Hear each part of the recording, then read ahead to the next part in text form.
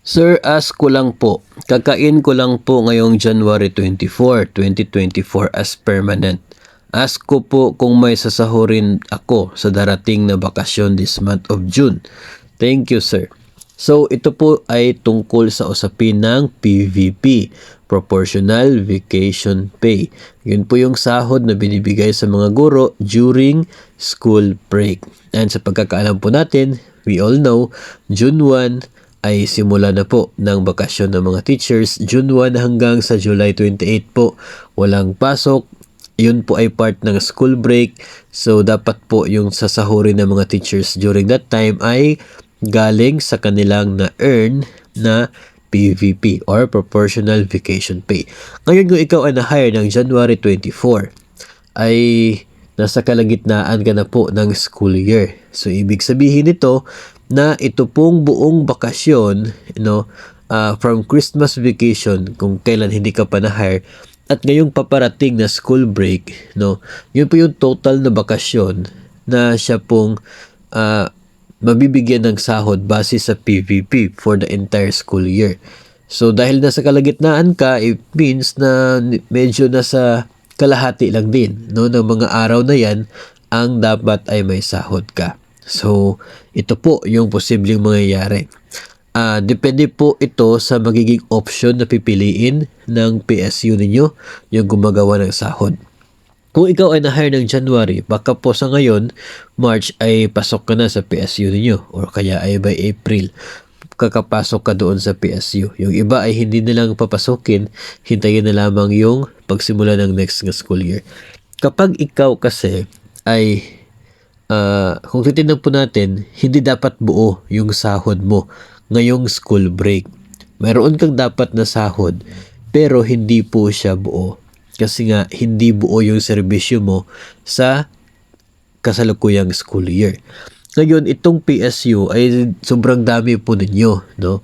So, pwede na pareho po yung gagawin nilang action sa lahat ng mga kakain pa lang. Pwede po na kayo ay tatanggalin sa sahod pagdating ng June o kaya ay pagdating po ng July, no? So, depende po yun sa option nila. Kasi, para maiiwasan yung overpayment, no? Meron ka naman talagang na-earn na PVP. So, yung bakasyon, merong period doon na dapat may sahod ka. So, may tendency na sa June ay meron kang sahod, pero pagdating ng July, tatanggalin ka. No? Pwede po na ganun yung mangyayari. Tapos, waiting for the PVP ratio na ilalabas. Kapag nandyan na po yung PVP ratio, ay kanila pong kukwentahin kung magkano lang dapat yung nakuha mong PVP. Kung sapat na yung naging sahod mo noong June, ay wala nang deduction mangyayari, pero natanggal ka noong July.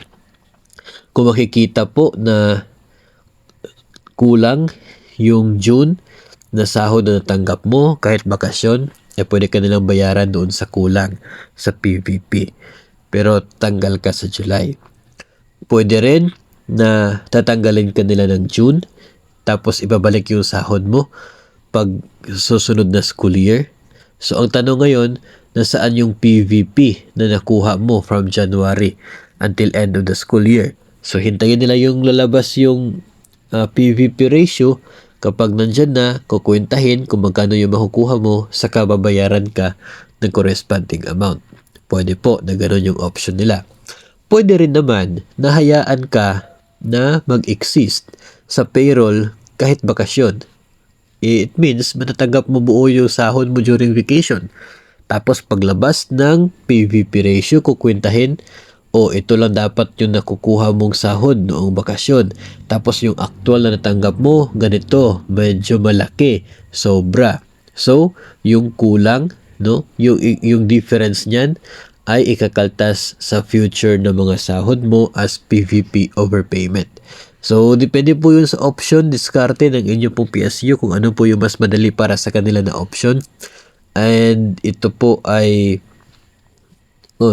depende sa kanila, kaya mahirap po na sabihin na ito yung mangyayari sa iyo. No? Ang masiguro lamang natin dyan ay hindi buo yung sahod mo ngayong bakasyon. Expect mo dapat yan dahil pumasok ka sa DepEd bilang teacher na nasa kalagitnaan na ng school year. So expected mo na hindi talaga buo yung matatanggap mo during the school break. Pero pag susunod naman po na school break, since inactive ka na sa serbisyo, aktibo ka na sa serbisyo sa start ng susunod na school year, so sa susunod na school break ay pwedeng buo yung makukuha mo na sahod kung wala ka masyado mga leave of absence without pay. So, ganun na po yung mangyayari. Normal po talaga yan for the teachers kapag start pa lamang, no, una pa lamang na encounter mo ng school break, talagang normal po na hindi buo yung makukuha mo na sahod. That's part of the teachers, no? Dahil po dito sa tinatawag natin na PVP or Proportional Vacation Pay.